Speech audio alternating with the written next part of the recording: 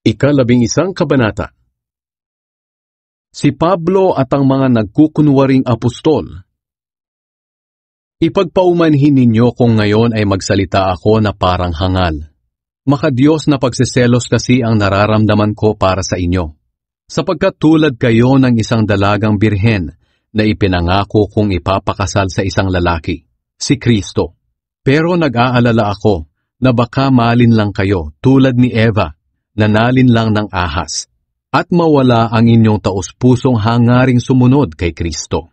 Sapagkat madali kayong napapaniwala ng kahit sinong dumarating diyan na nangangaral ng ibang Jesus kaysa sa aming ipinangaral sa inyo. At tinatanggap din ninyo ang ibang uri ng espiritu at ang kanilang sinasabing magandang balita na iba kaysa sa inyong tinanggap sa amin. Sa tingin ko, hindi naman ako huli sa mga nagsasabi riyan na magagaling daw sila na mga apostol. Maaaring hindi ako magaling magsalita, pero sapat naman ang karunungan ko sa katotohanan.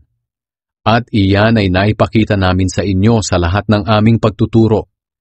Hindi ako humingi ng bayad nang ipangaral ko sa inyo ang magandang balita mula sa Diyos, kundi nagtrabaho ako para matulungan ko kayo sa inyong buhay espiritual. Masama ba ang ginawa kong ito? Tumanggap ako ng tulong mula sa ibang iglesia noong ako'y naglilingkod sa inyo. Parang ninakawan ko sila. Matulungan lamang kayo. At noong kinapos ako sa aking mga pangangailangan habang kasama ninyo, hindi ako naging pabigat kanino man sa inyo.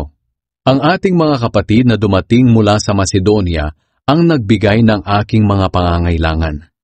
Iniwasan kong maging pabigat sa inyo, at iyan ang palagi kong gagawin.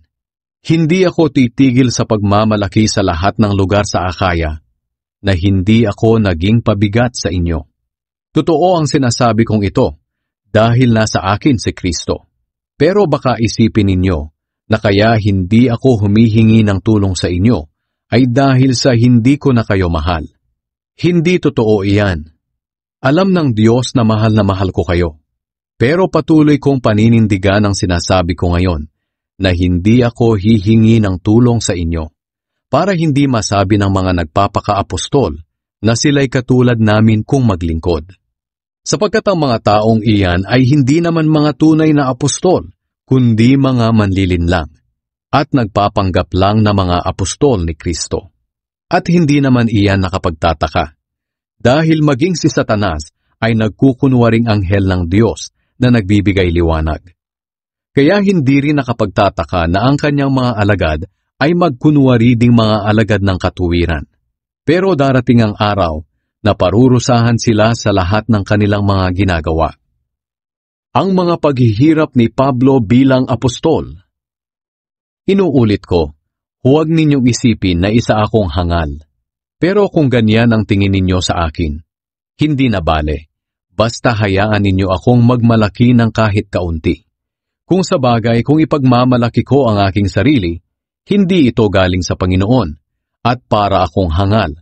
Pero dahil sa marami riyan ang nagmamalaki tulad ng mga taong makamundo, magmamalaki rin ako. Sinasabi ninyong matatalino kayo, pero hinahayaan lamang ninyong diktahan kayo ng mga hangal.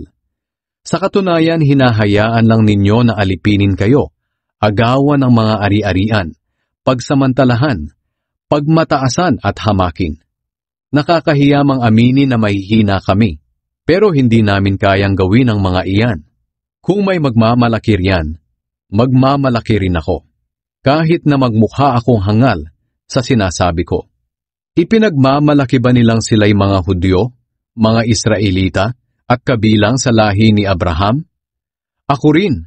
Sila ba'y mga lingkod ni Kristo? Alam kong para na akong baliw sa sinasabi ko. Pero ako rin ay lingkod ni Kristo, at higit pa nga kaysa sa kanila. Dahil higit akong nagpakahirap kaysa sa kanila. Mas maraming beses akong nakulong, nahagupit, at nalagay sa bingit ng kamatayan. 5 beses akong tumanggap ng 39 na hagupit sa kapwa ko mga Hudyo. 3 beses akong pinaghahampas ng mga sundalong Romano. Minsan na rin akong pinagbabato ng mga Hudyo. 3 beses kong naranasan na lumubog ang sinasakyang barko, at minsay buong araw at gabi akong palutang-lutang sa dagat. Sa aking paglalakbay sa iba't ibang lugar, nalagay ako sa panganib, sa pagtawid sa mga ilog, sa mga tulisan, sa kapwa ko mga Hudyo, sa mga hindi Hudyo, sa mga lungsod, sa mga ilang, sa dagat, at sa mga taong nagpapanggap na mga kapatid kay Kristo. Naranasan ko rin ang sobrang hirap at pagod, at kawalan ng tulog.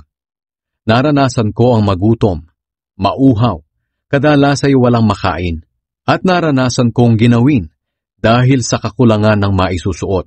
Maliban sa iba pang mga karanasan na hindi ko nabanggit, inaalala ko pa araw-araw ang kalagayan ng lahat na iglesia.